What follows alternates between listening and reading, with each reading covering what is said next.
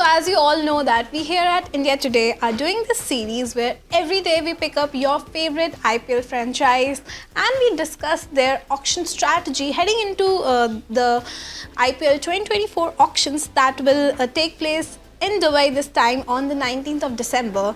And the team that we are discussing today is a crowd favorite and rather my favorite as well, that is the Royal Challengers Bangalore.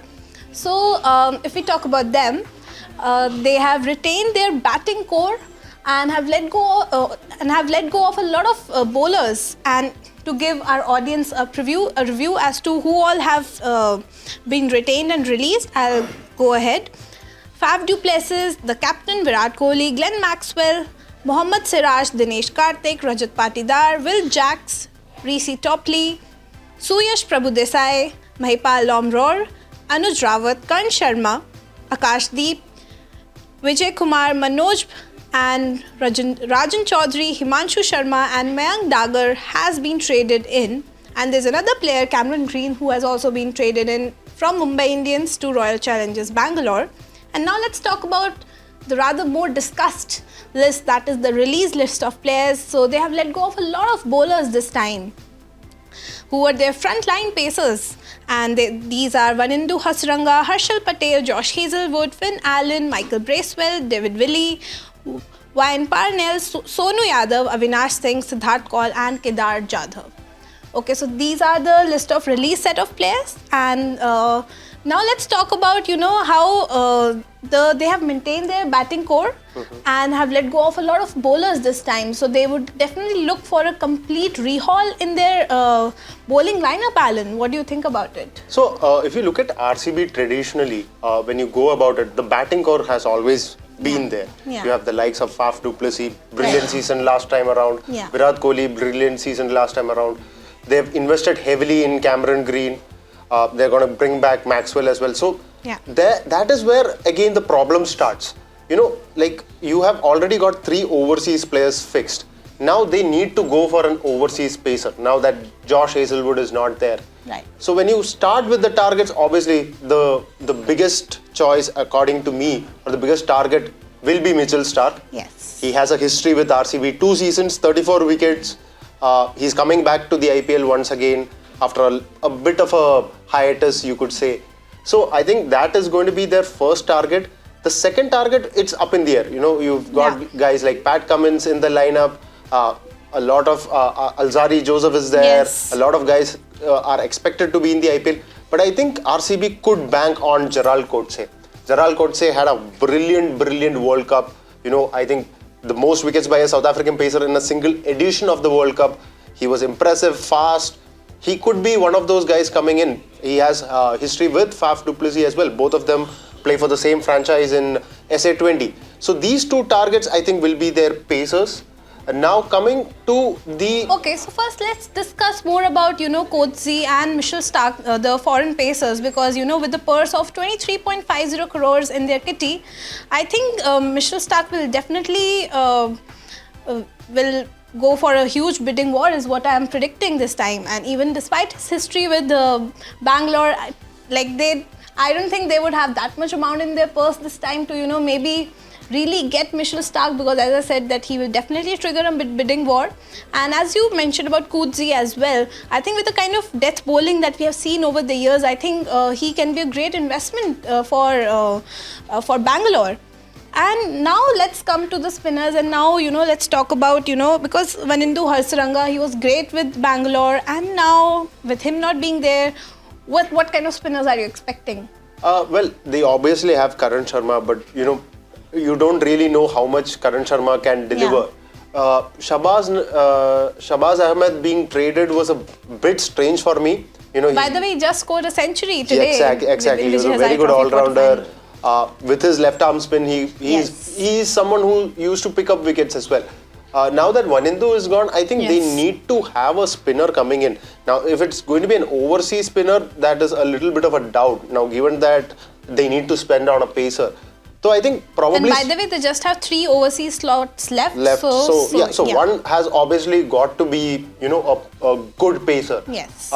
Given that, I think they could go to Shreyas Gopal. Obviously, Shreyas Gopal is someone who's well known. in Karnataka, now plays for Kerala.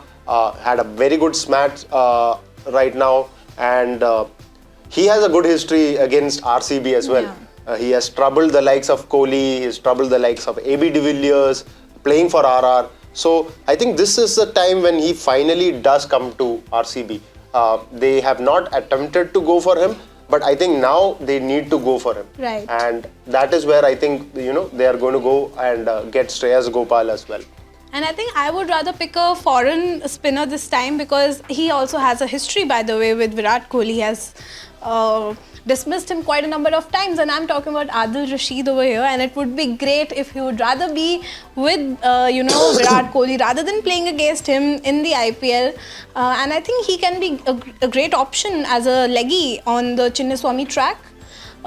This is what I think, and absolutely, I agree with your comment as well, because again, I was looking for, if you are going for somebody to replace Wanindu Hasaranga, obviously I think Adil Rashid or Mujibur Rahman, given that he is also available in the IPL. Adil is a very smart buy, but then again, the problem comes in when you have already got 3 overseas slots filled up by Green, Faf du Plessis and Maxwell. Now you need a pacer. So then that is where I feel RCB has, kind of shot themselves on their foot with that choice of that Cameron Green trade. Obviously, the jury is out on that one.